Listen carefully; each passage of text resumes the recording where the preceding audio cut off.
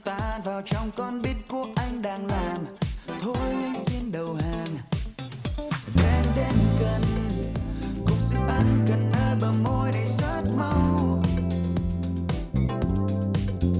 Gọi tên em như một vị thần, anh cũng chỉ là người phàm trần chờ đã lâu. Một phép máu giờ còn chần chờ chi sâu. Just turn me into gold with your hand.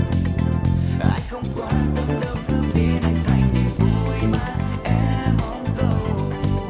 Để nó đến, để anh hóa đá trong giấc mơ anh chỉ và turn me into gold with your hand. Anh không quan tâm đâu, cứ biến anh thành niềm vui mà em mong cầu. Để nó đến, để anh hóa đá trong giấc mơ anh chìm sâu.